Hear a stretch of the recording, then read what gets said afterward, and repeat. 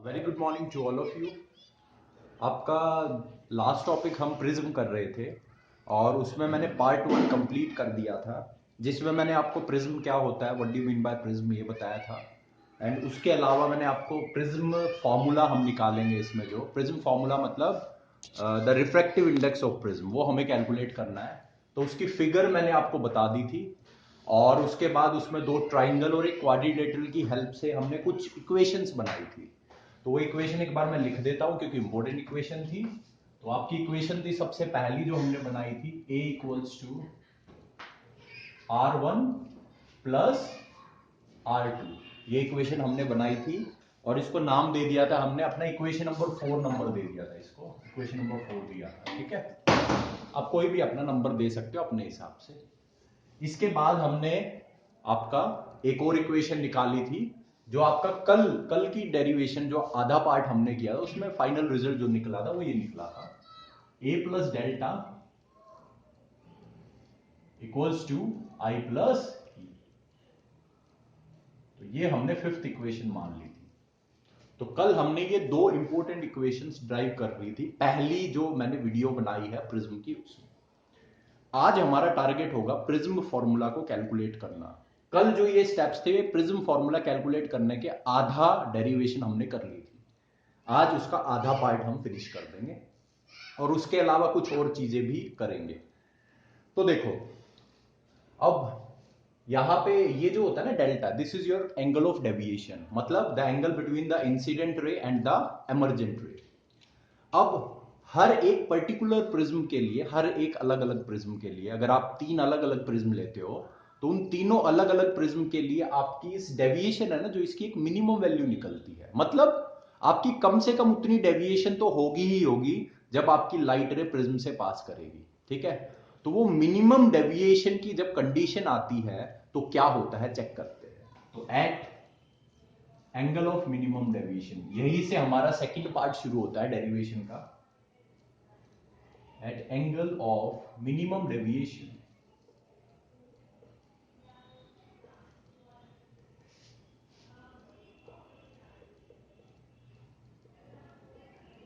मतलब जब मेरा डेल्टा किसके इक्वल हो जाए, डेल्टा एम। डेल्टा एम मतलब delta minimum, angle of minimum deviation.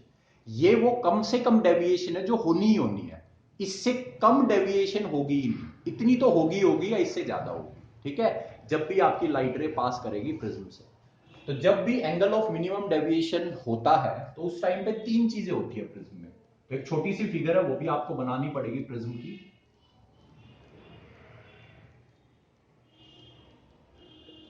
ठीक है, इसको पेपर में पेंसिल से जरूरत नहीं है, अगर आपके पास जो मेन फिगर है वो तो पेंसिल से बनाना, बट ये आपको क्विक बनानी है, जल्दी बनानी है। ठीक है, टाइम हो तो पेंसिल से, वरना आप पेन से भी जल्दी जल्दी बना सकते हो। तो यही प्रिज्म लिया था एबीसी हमने, लाइट रे आई थी आपकी ये आपका नॉर्मल था। अब मिनिमम डेविएशन जब होता है ना, at angle of minimum deviation, जो आपकी लाइट रे अंदर होती है ना प्रिज्म के, जो टेढ़ी थी वो पैरेलल हो जाती है बीसी, बेस के पैरेलल हो जाती है। ये कब होता है, जब आपकी एंगल ऑफ मिनिमम डेविएशन की कंडीशन आती है। तो उस टाइम पे जो लाइट रे इनसाइड द प्रिज्म होती है वो पैरेलल हो जाती है। ठीक है, अब यहां पे एक और नॉर्मल बनेगा और यहां से आपकी लाइट रे बाहर आ जाएगी। ये था आपका एंगल ऑफ इंसिडेंस, ये था आपका एंगल ऑफ एमरजेंस, यहां पे था आपका R1 और यहां था आपका R2। ठीक है, तो आपकी इसका नाम मैं लिख देता हूं, मैंने नाम लिया था पिछली बार, PQRS। तो ये जो QR थी आपकी रे इनसाइड द प्रिज्म, वो पहले तो टेढ़ी थी, पर जब मिनिमम डेविएशन की कंडीशन आती है तो पैरेलल हो जाती है बेस के। तो सबसे पहली कंडीशन, जब आपकी मिनिमम डेविएशन की कंडीशन आती है, सबसे पहली चीज क्या होती है, वो होती है रे इनसाइड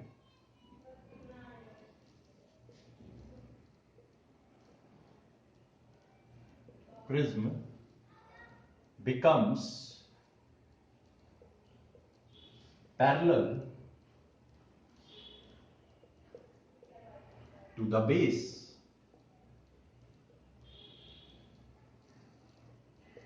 सबसे पहली चीज ये होती है कब, एंगल ऑफ मिनिमम डेविएशन पे। जो आपकी रे इनसाइड द प्रिज्म होती है वो बेस के पैरेलल हो जाती है, जो प्रिज्म का बेस होता है ना उसके पैरेलल हो जाती है।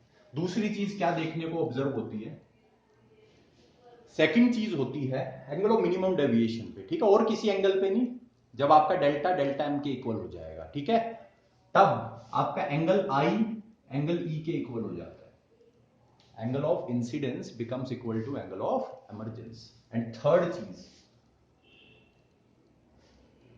आपका R1 किसके इक्वल हो जाएगा, R2 के।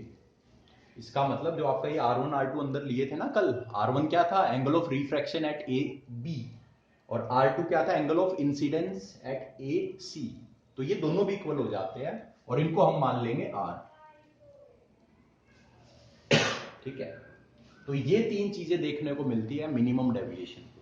अब इसके बाद का काम शुरू करते हैं। तो ये चीज बहुत इंपॉर्टेंट है क्योंकि डेरिवेशन में जो प्रिज्म फॉर्मूला हम कैलकुलेट करेंगे उसमें सबसे मेन रोल प्ले करेगी एंगल ऑफ मिनिमम डेविएशन, क्योंकि जो प्रिज्म फॉर्मूला कैलकुलेट होता है वो मिनिमम डेविएशन पे ही कैलकुलेट होता है, उसी की हेल्प से निकाला जाता है। तो अब आगे बढ़ते हैं। अब देखो, जब मेरी ये तीन कंडीशंस लगने लगेगी मिनिमम डेविएशन पे, तीनों लगने लगती है, ठीक है, we can apply all three of these.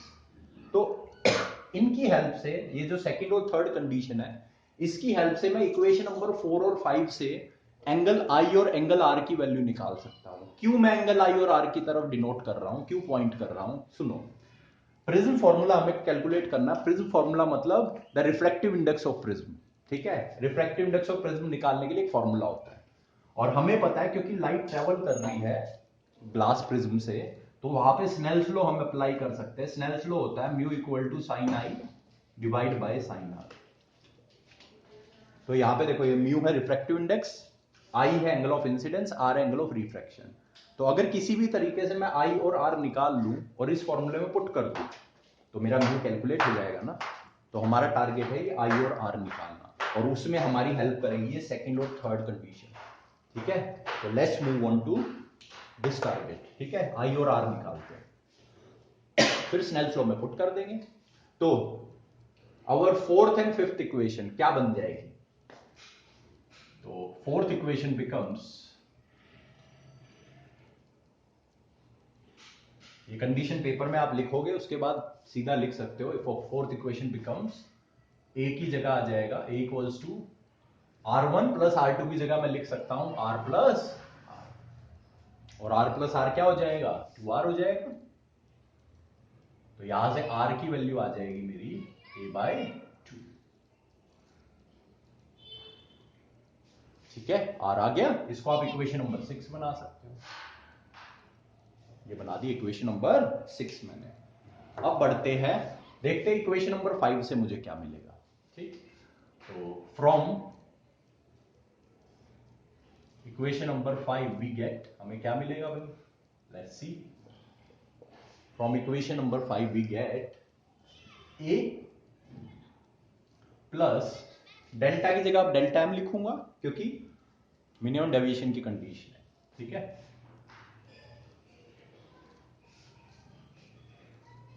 आई और ई इक्वल है, मुझे आई निकालना है तो मैं ई की जगह भी आई लिख दूंगा, आई प्लस आई। आई और ई इक्वल है ना, तो ई की जगह आई लिख दूंगा, रिप्लेस कर दूंगा। तो ये आई प्लस आई बन जाएगा मेरा 2i, और यहां पे a प्लस डेल्टा एम। तो यहां से i की वैल्यू मैं कैलकुलेट कर सकता हूं एंड वो मेरी निकल के आएगी a plus delta M divide by 2। तो इसको बना लो आप अपनी इक्वेशन नंबर 7। तो इक्वेशन नंबर 6 भी निकल गई and we got equation number 7। Equation number 7 भी हमें मिल गई, ठीक है, दोनों मिल चुकी है। अब भाई आगे क्या करना है, आर आ चुका है, आई आ चुका है, और अपना टारगेट है प्रिज्म फॉर्मूला। प्रिज्म फॉर्मूला मतलब a formula which is used to calculate refractive index of the prism. और हमें पता है light is travelling from one medium to another, तो यहाँ पे स्नेल्स लॉ अप्लाई जरूर हो सकता है। लॉज ऑफ रिफ्रैक्शन तो हम अप्लाई कर ही सकते हैं, तो यूजिंग स्नेल्स लॉ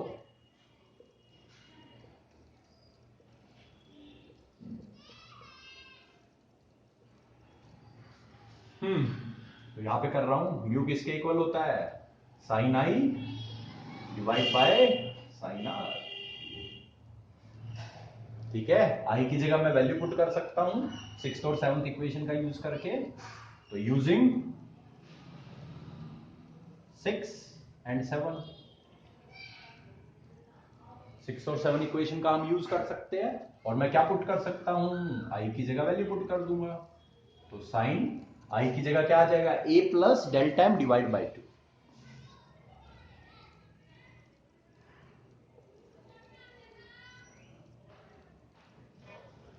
और डिवीजन में आ जाएगा आपका साइन आर, आर की वैल्यू है ए बाई 2। तो साइन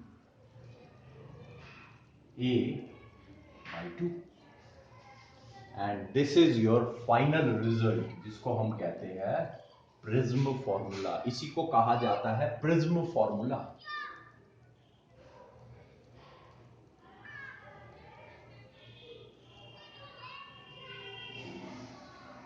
यही है आपका famous prism formula, a formula which is used to calculate refractive index of a prism.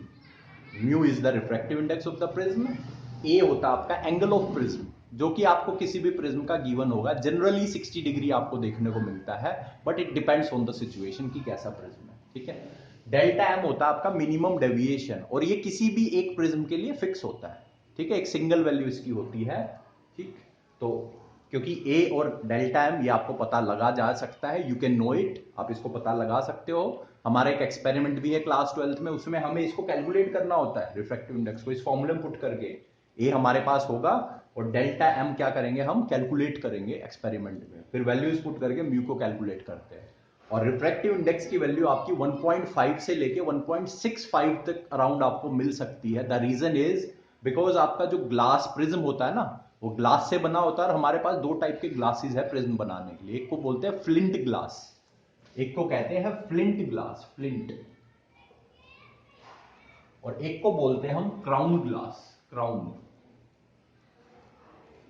तो दो अलग अलग मटेरियल से, मतलब टाइप्स होती है, वैरायटीज होती है ग्लास की, और इनके रिफ्रैक्टिव इंडेक्स 1.52 से 1.65 के अराउंड तक आपकी रेंज में मिलते हैं। इसलिए आपका रिफ्रैक्टिव इंडेक्स उस रेंज में आपका आंसर आएगा किसी भी प्रिज्म का। ठीक है, तो ध्यान रखना है। तो एक बार फटाफट इसको रिवाइज करते हैं, फिर मैं आपका अगला छोटा सा टॉपिक है थिन प्रिज्म का, वो करवा देता हूं। तो कल की डेरिवेशन में फर्स्ट पार्ट में हमने ये कर लिया था, दोनों इक्वेशन निकाल ली थी। आज हमने क्या किया भाई, आगे का पार्ट कंप्लीट करना था।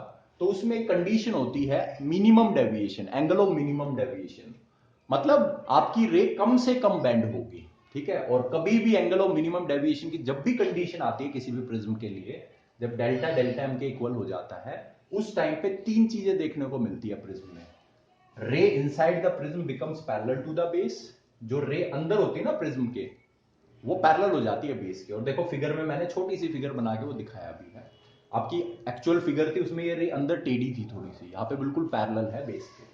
एंगल आई आपका एंगल ई के इक्वल बन जाता है, और अंदर जो एंगल R1 R2 थे वो भी इक्वल हो जाते हैं, और इनको मैंने R मान लिया। ठीक है, अब इसके बाद हम क्या करेंगे, इसके बाद हम इक्वेशन नंबर 4 से क्या करेंगे, R की वैल्यू निकाल लेंगे। R1 R2 R के इक्वल है तो पुटिंग कर देंगे, इक्वेशन 4 से मुझे R मिल जाएगा A/2। फिर इक्वेशन नंबर 5 है, उसमें a प्लस डेल्टा एम बन जाएगा डेल्टा की जगह, और i प्लस ई की जगह मैं i रिप्लेस कर सकता हूं, बिकॉज i इक्वल टू ई मुझे गिवन है, पुट कर दिया। तो यहां से मेरी i की वैल्यू आ गई a plus delta M by 2। अब अपना कैलकुलेट टारगेट था म्यू कैलकुलेट करना, and we know that light is travelling from one medium to another, so we can apply Snell's law. तो स्नेल्स लॉ होता है mu equal to sine I by sine R. तो यहां पे मैंने i और r की वैल्यूज पुट कर दी इक्वेशन नंबर 6 और 7 से, और मेंशन कर देना that we are using equation number 6 and 7। तो पुटिंग करोगे तो you will get the formula mu equals to sine a plus delta M by 2 divided by sine a by 2। This is the famous prism formula which is used to calculate refractive index of a prism. अब शुरू करते हैं, यहां पे आपकी derivation complete होती है। अब मैं एक छोटा सा पार्ट और शुरू कर रहा हूं, that is your prism formula, मतलब sorry, we are going to work on the thin prism. अब एक थिन प्रिज्म पे वर्कआउट करेंगे। थिन प्रिज्म का मतलब होता है जब आपका एंगल ऑफ प्रिज्म 10 डिग्री से कम हो। तो लेट्स वर्क ऑन इट। अच्छा, थिन प्रिज्म आपका शुरू करने से पहले एक ग्राफ था लास्ट डेरिवेशन में जो रह गया था, वो ग्राफ मैं एक बार बता देता हूं। एग्जाम्स में ग्राफ भी पूछा जाता है, the graph between the angle of deviation versus angle of incidence. ठीक है, ये आपको आपके एक्सपेरिमेंट में भी बनाना पड़ेगा। एक्चुअली होता क्या है, हम एंगल आई की डिफरेंट वैल्यूज लेते हैं, एंगल ऑफ इंसिडेंस की 30 degree, 35 degree, 40 degree, 45 degree, 50 degree, 55 degree, 60 degree, ऐसे डिफरेंट वैल्यूज लेंगे और उन वैल्यूज के लिए डेल्टा की वैल्यू कैलकुलेट करेंगे, ठीक है। और एक ग्राफ प्लॉट होता है इस शेप का, आपका यू शेप का आपका एक ग्राफ प्लॉट होता है, इस तरह यू शेप का होता है, हल्का से पीछे की तरफ इस तरह से जाएगा, यू शेप होगी आपकी। और यहां पे जो ये होती है ना सबसे नीचे वाली वैल्यू, ये होती है आपकी एंगल ऑफ मिनिमम डेविएशन। तो किसी भी प्रिज्म के लिए आप angle of minimum deviation calculate कर सकते हो ग्राफ प्लॉट करके, ये होगा आपका डेल्टा एम, ठीक है, यू शेप में जो सबसे नीचे वाला पॉइंट होगा। और यहां पे जो ये एक्स एक्सिस पे यहाँ पे आपको मिलेगा I इक्वल्स टू ई। तो ये जो भी एंगल होगा उस वही आपका एंगल ऑफ इमरजेंस भी होगा उस टाइम पे, मतलब जब डेल्टा एम होता है इक्वल्स टू ई तो होता ही है, ठीक है। तो ये ग्राफ आपको ध्यान रखना है, कई बार बोर्ड एग्जाम में इसको 1 मार्क में सेपरेटली भी पूछा जाता है। अब स्टार्ट करते हैं थिन प्रिज्म, ठीक है। तो थिन प्रिज्म का मतलब होता है आपका, मतलब जब आपका एंगल ऑफ प्रिज्म 10 डिग्री से कम हो, 10 डिग्री से कम एंगल बहुत छोटा एंगल कंसीडर होता है, ठीक है। तो लेट्स वर्क ऑन इट। तो आपका प्रिज्म फॉर्मूला आपको पता है, प्रिज्म फॉर्मूला क्या होता है, म्यू इक्वल्स टू साइन, मैं लिख देता हूं a plus delta M divide by 2 और डिवीजन में साइन a बाय 2, ये आपको पता है, ठीक है। अब जब आपका एंगल छोटा होता है, एंगल ऑफ प्रिज्म छोटा होता है, तो आपके बाकी एंगल्स भी छोटे होते हैं। तो फॉर स्मॉल एंगल, क्योंकि आपके एंगल स्मॉल होंगे, तो फॉर स्मॉल एंगल, और आपको पता है स्मॉल एंगल्स पे sine a plus delta M divide by 2 को मैं लिख सकता हूं a plus delta M divide by 2। Replace करते हैं ना, साइन आई को आई लिख सकते हैं, साइन आर को आर लिख सकते हैं। आपने रिफ्रैक्टिंग सरफेसेस में देखा होगा, वही चीज यूज कर रहे हैं, ठीक है। साइन a बाय 2 को मैं लिख सकता हूं a बाय 2। अब ये दोनों वैल्यूज ऊपर पुट कर दो, तो म्यू मेरा बन जाएगा a plus delta M by 2 division में a बाय 2। तो 2 से 2 कैंसिल हो जाएगा, तो मुझे मिल जाएगा a plus delta M division में a। अब आप क्रॉस मल्टीप्लाई कर सकते हो इनको, तो you will get mu a equals to a plus delta M. Shifting करो, a को इस तरफ ट्रांसफर कर दो, तो you will get delta M equals to mu a minus में a को कॉमन ले सकते हो, you will get mu minus 1 into a, ये बन जाएगा आपका डेल्टा एम, ठीक है। और इसको आप दूसरी तरह से और करके भी लिख सकते हो, delta equals to mu minus 1 into में a। तो ये फॉर्मूला होता है आपका, डेल्टा होता है आपका एंगल ऑफ डेविएशन, और अगर मिनिमम डेविएशन की कंडीशन होगी तो आप डेल्टा एम लिख दोगे, ठीक है। तो ये this is the formula which you are going to use whenever you have situation आपका angle A less than 10 degree हो। वहां पे आपको ये फॉर्मूला यूज नहीं करना है, भूल के भी मत करना, you will not get the answer. वहां पे आपको फॉर्मूला ये यूज करना है, delta equals to mu minus 1 into A. ये फिर थिन प्रिज्म फॉर्मूला होता है, इंपॉर्टेंट है, कई न्यूमेरिकल बोर्ड में इससे पूछी भी जाती है, प्लस कॉम्पिटिशन में आपके, ठीक है। तो बस ये रिजल्ट आपको याद रखना, मैं चाहता तो ये डायरेक्ट भी लिखवा देता, बट उसका कोई रेलिवेंस नहीं होता, बिकॉज जब तक आपको पता नहीं है वो चीज आई कहां से, उसका कोई फायदा नहीं। इसलिए मैंने एक छोटी सी डेरिवेशन इसकी आपको सॉल्व करके दिखा दी है। This result should be by heart, इसको बाय हार्ट तो रखना ही आपको। ये तो प्रिज्म फॉर्मूला है, फेमस प्रिज्म फॉर्मूला, पेपर में डेरिवेशन आती है, प्लस में ये कई बार 1 मार्कर 2 मार्कर में न्यूमेरिकल में हमें काम आ जाता है, कंसेप्चुअल क्वेश्चंस में काम आ जाता है। और अभी 2 डेफिनेशन मैं आपको कराऊंगा, उनमें भी इसी का यूज है, ठीक है। तो ये था आपका थिन प्रिज्म, ठीक है। अब मैं शुरू करता हूं, एक डेफिनेशन है एंगुलर डिस्पर्जन की, ठीक है, ठीक है। जल्दी से खत्म करते हैं आपका आज का लास्ट टॉपिक जो है एंगुलर डिस्पर्जन। इंपॉर्टेंट डेफिनेशन है और कंसेप्ट इंपॉर्टेंट है, यहां से बोर्ड एग्जाम में 1 मार्कर क्वेश्चन 2 मार्कर क्वेश्चन कई बार पूछ लिया गया है, ठीक है, दिल्ली बोर्ड में खासकर। तो एंगुलर डिस्पर्जन का मतलब, एंगुलर मतलब एंगल से रिलेटेड कुछ है, डिस्पर्जन, डिस्पर्जन का मतलब तो आपको पता है, the phenomena of splitting of light into 7 colours, ठीक है। अब एंगुलर डिस्पर्जन का मतलब होता है इट इज द डिफरेंस होता है किनके बीच का, between the angles of deviation of two extreme colour. आपके जो दो एक्सट्रीम कलर होते हैं ना डिस्पर्जन के टाइम पे, उनके बीच में, उनके लिए, उन कलर्स के लिए जो भी आपका एंगल ऑफ डेविएशन आएगा, उन एंगल ऑफ डेविएशन के डिफरेंस को बोलते हैं एंगुलर डिस्पर्जन। इसका मतलब चेक करते हैं फटाफट एक बार। तो एक्सट्रीम कलर्स होते हैं हमारे पास वॉयलेट और रेड। आपको पता है वॉयलेट सबसे नीचे होता है और रेड सबसे ऊपर होता है। रेड की वेवलेंथ सबसे ज्यादा होती है, वॉयलेट की वेवलेंथ सबसे कम होती है। अब एंगुलर डिस्पर्जन निकालने के लिए हमें एंगल ऑफ डेविएशन निकालना पड़ेगा और उसमें हम यूज करेंगे इस फॉर्मूले का, थिन प्रिज्म फॉर्मूला, इसलिए इंपॉर्टेंट होता है। तो मैं पहले कैलकुलेट करता हूं दोनों कलर्स के लिए। तो डेल्टा वॉयलेट के लिए कैलकुलेट करता हूं। अब आपको पता है वेवलेंथ वॉयलेट की कम होती है तो इसका रिफ्रैक्टिव इंडेक्स ज्यादा होगा। दिमाग में रखना, रिफ्रैक्टिव इंडेक्स डिफरेंट होता है डिफरेंट कलर्स का।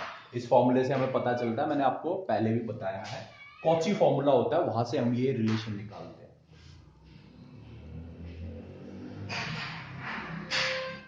ये हो गया वॉयलेट के लिए।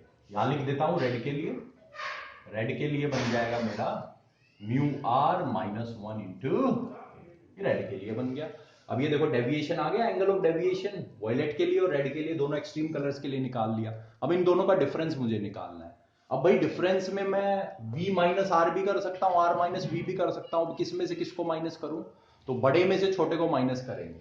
अब चेक करो, जिसकी वेवलेंथ ज्यादा होगी उसका रिफ्रैक्टिव इंडेक्स कम होगा, जिसका रिफ्रैक्टिव इंडेक्स कम होगा उसका डेविएशन भी कम होगा। अब रेड की वेवलेंथ ज्यादा होगी, अब वेवलेंथ ज्यादा है तो रिफ्रैक्टिव इंडेक्स कम रेड का, अब रिफ्रैक्टिव इंडेक्स कम तो डेविएशन भी कम। इसका मतलब रेड का ये कम होगी वैल्यू डेविएशन की। तो इसका मतलब मुझे निकालना है delta we minus delta R. तो ये जो delta we minus delta R होता है इसी को हम कहते हैं एंगुलर डिस्पर्जन। फटाफट कैलकुलेट कर लेते हैं, ठीक है। तो म्यू वी माइनस 1 इंटू में ए, माइनस करोगे म्यू आर माइनस 1 इंटू में ए को आप कॉमन ले सकते हो तो अंदर बच जाएगा म्यू वी माइनस 1 और ये माइनस से मल्टीप्लाई होके माइनस म्यू आर प्लस में 1, ए बाहर आ जाएगा, माइनस 1 प्लस 1 कैंसिल आउट हो जाएंगे and you will get mu V minus mu R into में A. So this will be your formula for angular dispersion. तो ये फॉर्मूला होता है एंगुलर डिस्पर्जन निकालने का आपका। तो angular dispersion is the difference in the angle of deviations of two extreme colours जो डिस्पर्जन के टाइम आते हैं हमारे पास, रेड एंड वॉयलेट। तो मैंने फॉर्मूला कैलकुलेट आपको करके दिखा दिया है। इन नेक्स्ट क्लास मैं आपका कुछ फैक्टर्स होते हैं जिसपे एंगुलर डिस्पर्जन डिपेंड करता है और ये क्वेश्चन पूछ लिया जाता है कॉम्पिटिशन में प्लस बोर्ड एग्जाम में तो पूछा ही जा चुका है। तो वो कल डिस्कस करूंगा और फिर एक डेफिनेशन रहती है डिस्पर्सिव पावर की, वो डिस्कस करेंगे नेक्स्ट क्लास में। Till then, keep revising, stay healthy, stay safe. See you in next class. Bye.